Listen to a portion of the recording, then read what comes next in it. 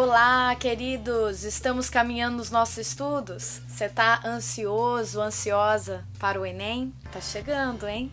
Conte com o Vestibular em Cena sempre que você precisar. Estamos aqui justamente para isso, para tentar aliviar um pouquinho as tensões nesse momento tão importante, né? Contem com a gente. Hoje nós vamos falar mais especificamente com o público da Unicamp. Unicampenses, Clarice Lispector está na sua lista, né? Já tem 2 anos. Amor, um conto que está na coletânea Laços de Família, publicada em 1960. Para sentirmos um pouquinho melhor o gosto da narrativa de Clarice Lispector, que não é lá muito simples, vamos acompanhar esse fragmento logo do início do conto, momento em que conhecemos a Ana, protagonista do conto. Ana sempre tivera a necessidade de sentir a raiz firme das coisas, e isso um lar perplexamente lhe dera. Por caminhos tortos, viera a cair num destino de mulher, com a surpresa de nele caber como se o tivesse inventado. O homem com quem casara era um homem verdadeiro, os filhos que tivera eram filhos verdadeiros. Sua juventude anterior parecia-lhe estranha como uma doença de vida. Dela havia aos poucos emergido para descobrir que também sem a felicidade se vivia, abolindo-a. Os contos claricianos nunca são fáceis de entender numa primeira leitura. Você precisa mergulhar na linguagem dela, na caracterização das personagens e ainda mais nos pensamentos delas.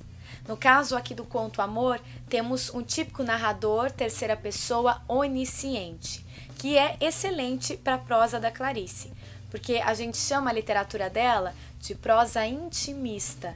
Faz com que nós, leitores, entremos de cabeça nos sentimentos, angústias, medos e desejos das personagens. Prosa intimista, principalmente da Clarice, apresenta 2 recursos fundamentais: fluxo de consciência e monólogo interior.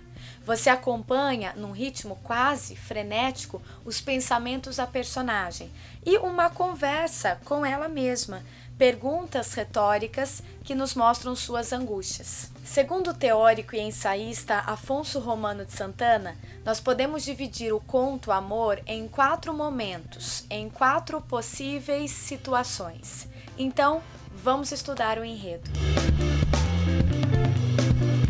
O primeiro momento estipulado por Afonso Romano de Santana é chamada de situação.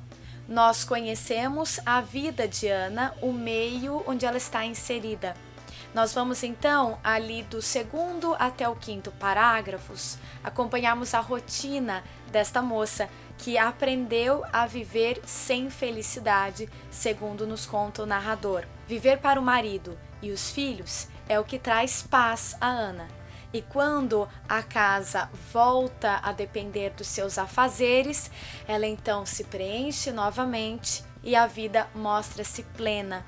Vemos que Ana é a típica mulher submissa, que está conformada com uma meia felicidade, uma meia satisfação.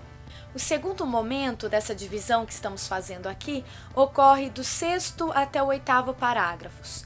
Nós teríamos a aproximação com o evento transformador. É o momento em que Ana, já no bonde elétrico, está se aproximando do ponto onde ela vai encontrar o cego mascando chicletes. E nós percebemos, o narrador nos dá várias dicas de que a crise está se aproximando, um momento em que Ana já não é mais a mesma, está prestes a acontecer. O terceiro momento ocorre no 9º parágrafo, quando Ana vê o cego mascando chiclés no ponto do bonde.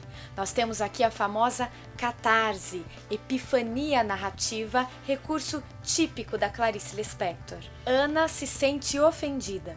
Como pode um homem, que é cego, portanto vive na escuridão, mascar chicletes de forma muito plena e ainda sugerindo um sorriso para Ana? Aliás, o riso é um símbolo fortíssimo do começo ao fim do conto.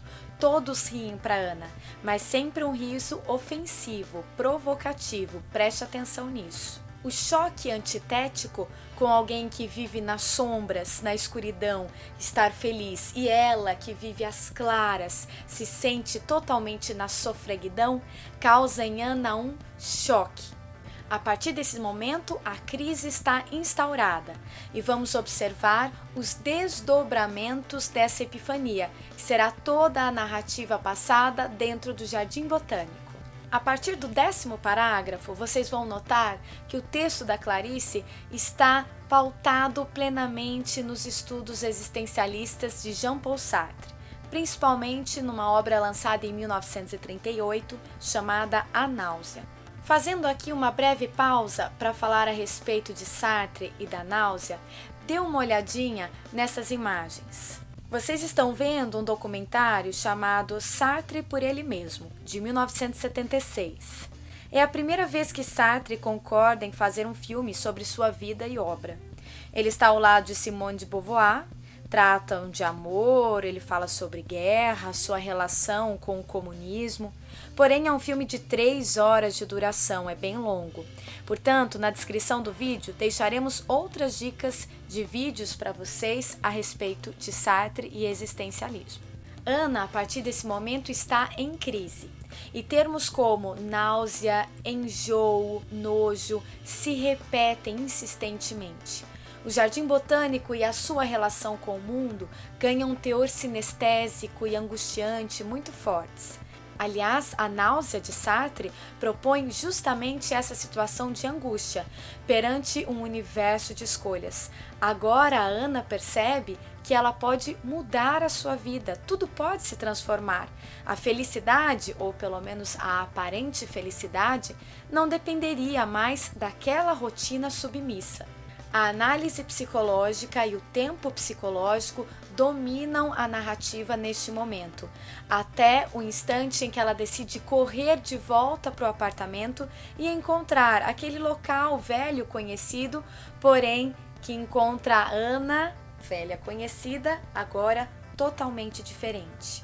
O quarto momento, seguindo a divisão do Afonso Romano de Santana, está aqui no epílogo, ou seja, no final, quando ela volta para casa e tem de encarar o filho, o jantar com os irmãos, com os sobrinhos, de um modo inesperado. Ana é caracterizada como uma mulher mais bruta, mais selvagem, que respira perante a janela numa noite quente de verão. Todos vão embora e Ana vai dormir, guiada pelo seu marido, que sugestivamente a leva de volta para a vida anterior à crise. É interessante pensarmos que lá no momento catártico, a Ana foi guiada por um cego, um paradoxo muito interessante. E aqui ao final, a Ana é guiada pelo seu marido. O vestibular da Unicamp, em sua segunda fase, escolheu o seguinte fragmento do conto. Então ela viu. O cego mascava chiclés. Um homem cego mascava chiclés. Ana ainda teve tempo de pensar por um segundo que os irmãos viriam jantar. O coração batia-lhe violento, espaçado. Inclinada, olhava o cego profundamente, como se olha o que não nos vê. Ele mascava goma na escuridão, sem sofrimento, com os olhos abertos. O movimento da mastigação fazia-o parecer sorrir e de repente deixar de sorrir, sorrir e deixar de sorrir, como se ele a estivesse insultando. Ana olhava-o. E quem a visse teria a impressão de uma mulher com ódio. Você notou que a Unicamp escolheu o momento epifânico, ou seja, o nó narrativo do conto, e fez a seguinte pergunta na letra A. Em textos de Clarice Lispector, é comum que um acontecimento banal se transforme em um momento perturbador na vida das personagens. Considerando o contexto do conto Amor, indique que tipo de inquietações o acontecimento narrado acima acarreta na vida da personagem. A partir deste momento perturbador, Ana está em crise e vai ter que lidar com seus questionamentos. Como será a vida daqui para frente? Ela conseguirá ser a Ana de sempre? Vamos terminar o conto sem saber. A Unicamp gostaria que você comentasse esse comportamento questionador de Ana, que terá de lidar com diversas possibilidades, num processo, como já dissemos, de náusea, de enjoos e até de nojo, termos que se repetem ao longo de todo esse processo de desdobramento epifânico. A letra B fazia a seguinte pergunta: a frase "olhava o cego profundamente como se olha o que não nos vê" sugere uma maneira pouco comum de olhar para as coisas. Explique o sentido que tem esse olhar profundo a partir dali na caracterização da personagem Ana. Ana passa a ser uma mulher muito mais profunda em vários aspectos depois do encontro com o cego.